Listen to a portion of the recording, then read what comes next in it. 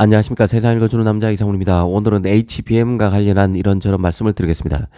최근 그 HBM 납품과 관련해 많은 소식이 있었습니다.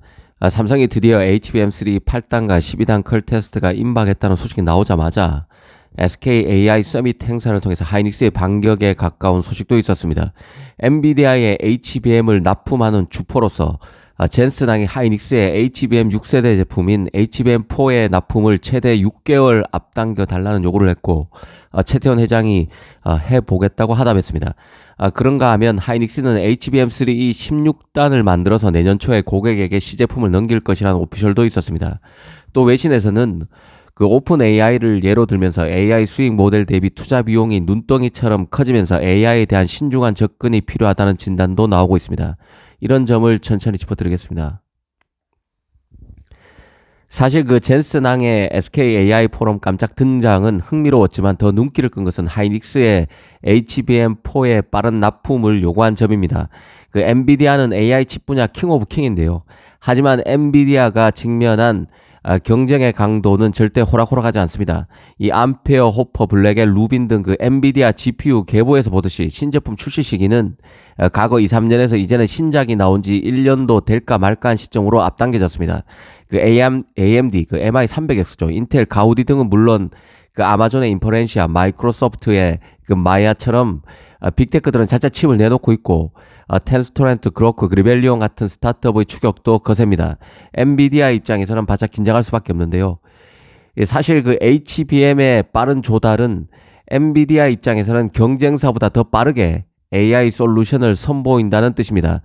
GPU와 HBM의 조합인 AI 솔루션이 더 뛰어난 컴퓨팅 파워를 내려면 결국 HBM의 성능 개선이 담보돼야 합니다. 이 가뜩이나 연말 나오게 되는 블랙엘 GPU 같은 경우는 설계 결함 이슈가 있었고 이 때문에 이게 칩을 제작한 TSMC 가실이냐 아니면 설계를 맡은 엔비디아 가실이냐를 두고 논란도 있었습니다.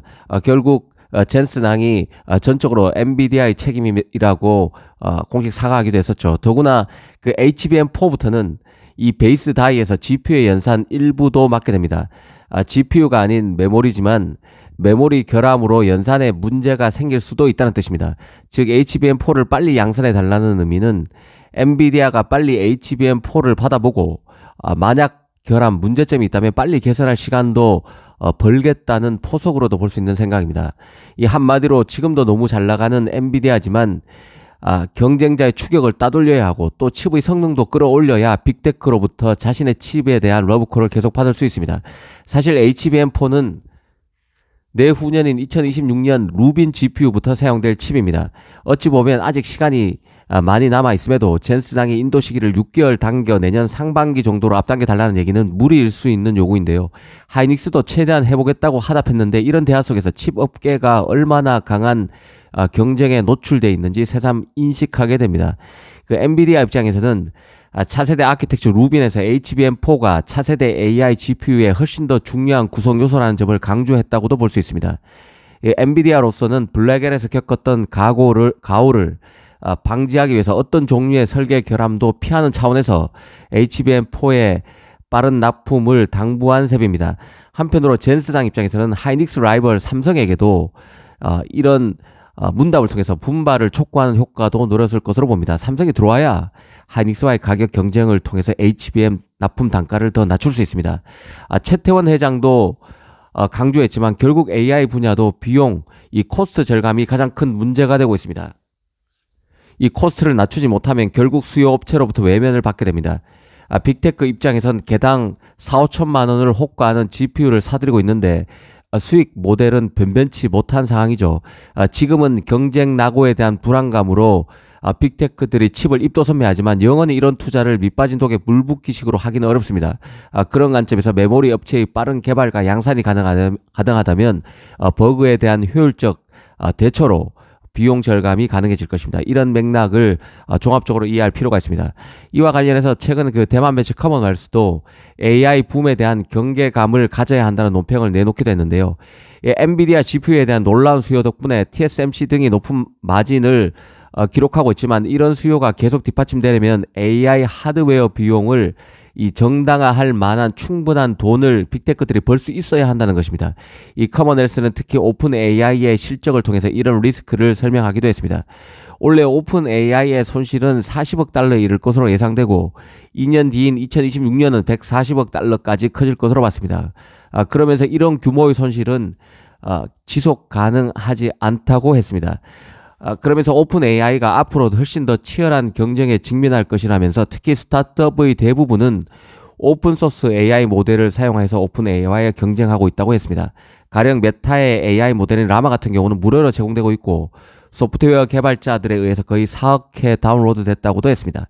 오픈소스 모델의 매력은 누구나 무료로 사용할 수 있다는 것인데 TSMC 입장에선 고객이 돈을 벌 때 번영할 수 있는데 오픈 AI 같은 업체들이 충분히 이윤을 올리기 만만치 않을 수 있다는 게 리스크라고 짚었습니다.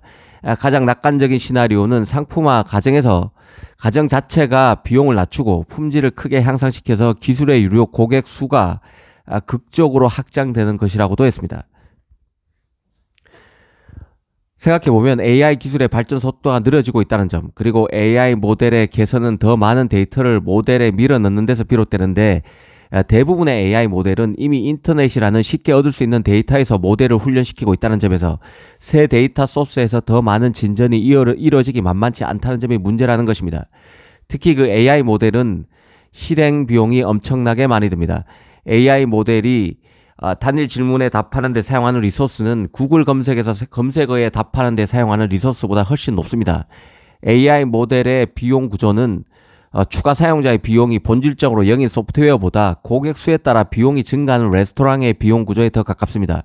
달리 말하면 AI 서비스는 기존 검색이나 소프트웨어에 비해서 확장하기가 훨씬 더 어려울 수 있습니다. 모델의 품질이 많이 향상되지 않을 수 있으며 규모에 따라 비용이 떨어지지 않을 수도 있습니다. 이런 것들이 그 AI 산업을 둘러싼 위험 요인이라는 것입니다.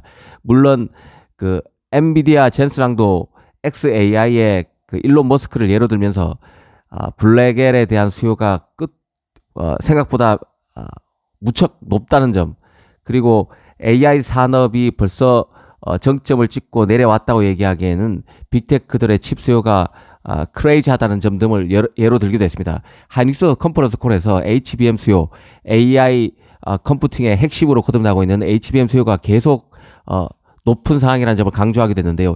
이런 리스크 자체는 아직은 1, 2년 뒤까지 또 3, 4년 뒤까지 수익 모델이 제대로 나오지 않을 때 더 본격적으로 제기될 수 있는 것들일 것입니다. 하지만 이런 것들도 염두에 두고 이런 지적들에 대해서도 종합적으로 생각해보고 현재 AI와 둘러싼 칩 경쟁, HBM, GPU 경쟁, 그리고 HBM을 대체할 수 있는 LPDDR 같은 다른 칩들도 있겠죠.